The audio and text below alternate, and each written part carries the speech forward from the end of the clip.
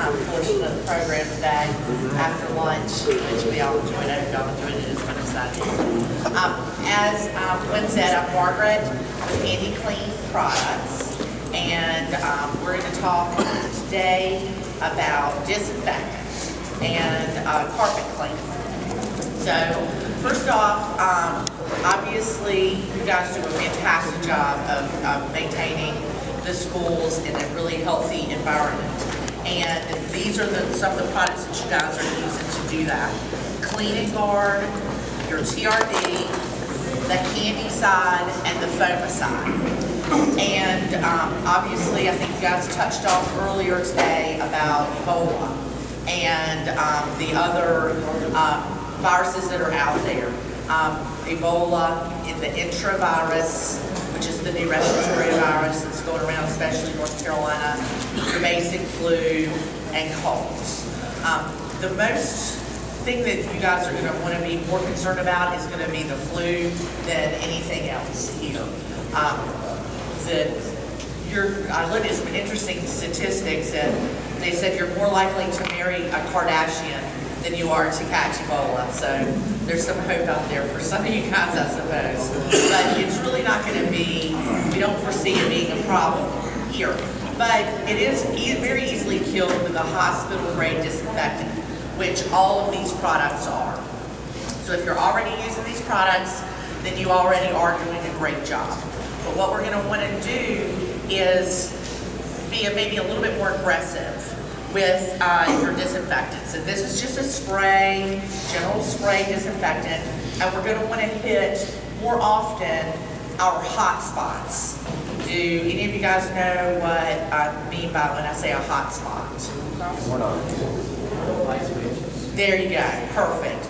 Your door handles, light switches, pencil sharpeners, telephones, computer keypads, and if kids are dragging their hands down the hallway as they're walking, you can spray those areas and in addition to water fountains and things such as that.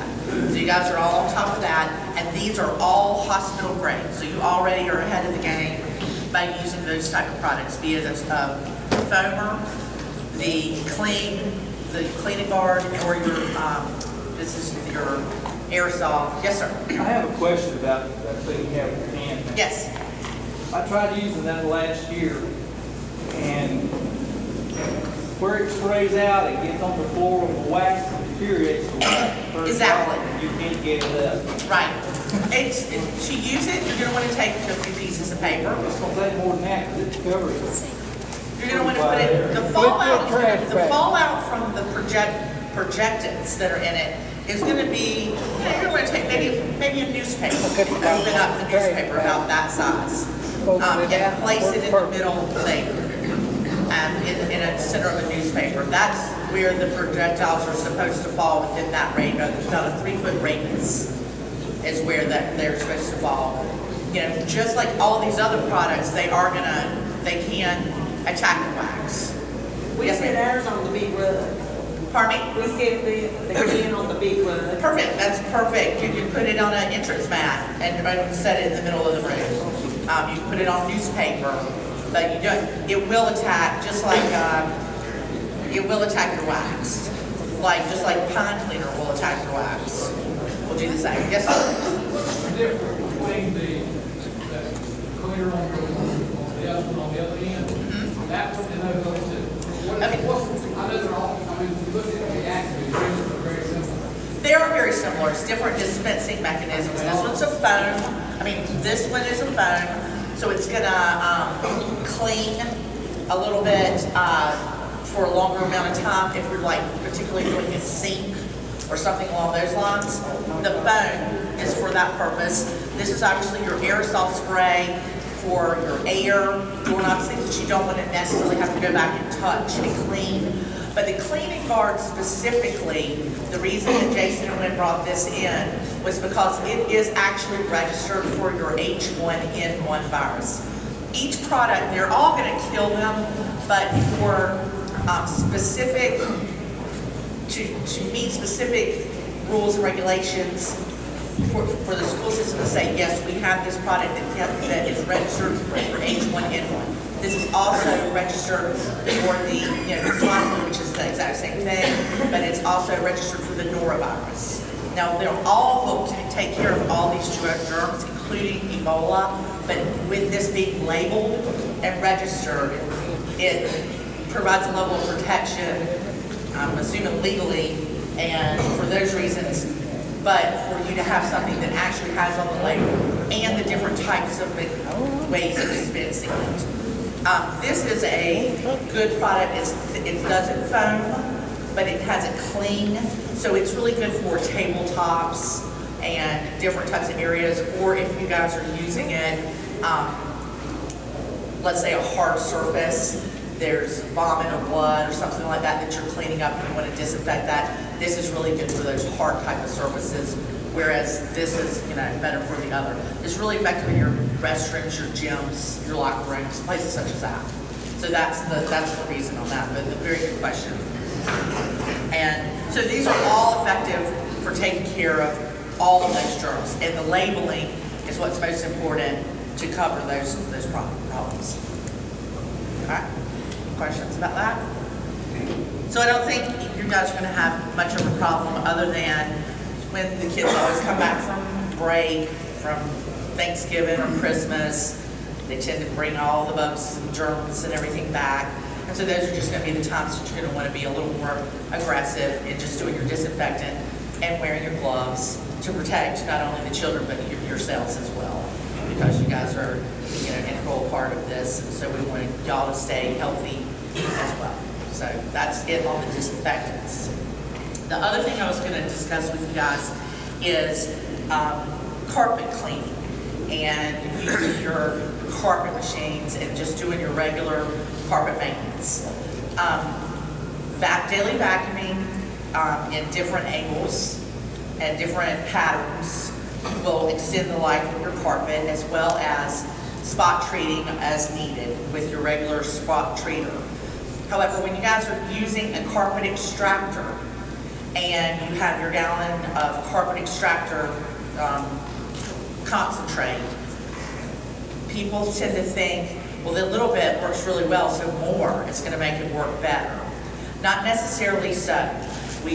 Adding too much of the product into the reservoir will leave the residue on the carpet, and it doesn't fully get totally extracted, and those adhesives and those surfactants will attract dirt, because that's what they do when they do that. But if they're left in the residue of the carpet, then you're really not getting a very good clean, and it's going to look dirty again quicker. So you're going to want to use the right amount of product to use in your carpet extractor, hot water if at all possible, using hot water to do that, and rinsing it well, not using too much. Other thing I've noticed, or that I think has been said, is that some folks are adding different things into the reservoir other than just your basic carpet extractor. It's okay to add a product like this, New Air, or one of your Gone, or an odor eliminator. This is something that you guys are trying. At some schools, it's just an odor eliminator. In the past, you guys were using Nature Solution odor eliminator. That's no longer being manufactured, and so this is something that y'all are just trying in the place of it. You can add some of a concentrated odor eliminator, but you don't really want to add any of these type of products. In addition to them being not very cost effective because these are more expensive products, when you dilute the disinfectant with hot water and you dilute it with the other things, it's really not going to do its job to disinfect the carpet. So it's just kind of a waste, and it really doesn't add any type of fragrance, although these things do have a pine scent. Using it in addition to your carpet extractor is not doing a good job. So you want to just stick with your basic carpet extractor. Don't add too much. Make sure that you extract everything, and that way you won't leave any type of residue that will attract additional dirt. So we want to do that. And if you are wanting to freshen that area, use a concentrated odor eliminator, a small amount of that, and that'll do the job. And adding anything else additional into your reservoir really is not, it's kind of just a waste, and it's really not gonna do what you wanted to do as far as disinfect. You're gonna wanna just use this type of product to disinfect after you've done your cleaning. So that's it on that. And that's all. Any questions, Margaret? Thank you, Margaret. One thing we have done is, I don't know how many of y'all remember, but we used to have a carpet crew that went around every summer and did the carpet for you.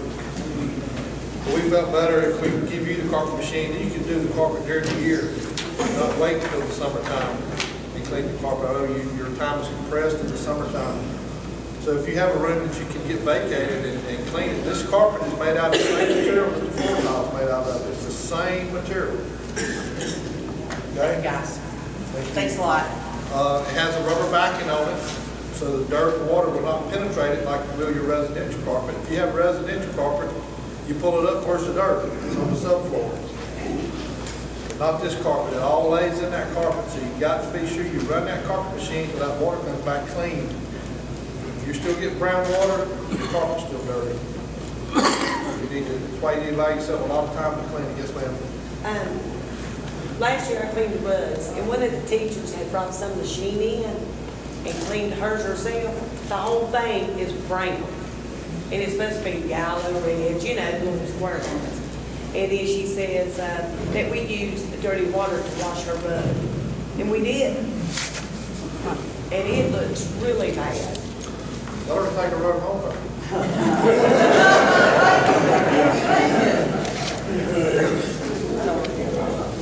Any more questions? It's school rug. Oh, it's a school rug? Yeah. Talking about one of those yellow water hogs, like a water fountain type rug. No, the classroom rug, the big one. Oh, the big brown ones. The one that the kids sit on. No, not the brown ones. That's The nothing, that's nothing. ABC one. Oh, that's something that's PTO or somebody bought. Yeah, we don't Yeah, supply those. Well, every classroom's got one, and they fuss because we can't get them to come clean. And the more you go over them, they do turn darker, and it's brown. You're probably getting the dye out of it, probably what you're doing when you're extracting the Probably dye. sucking the dirt from the bottom of it. I don't know what. Okay, up next we got Terry Myers. He's with Davidson County Solid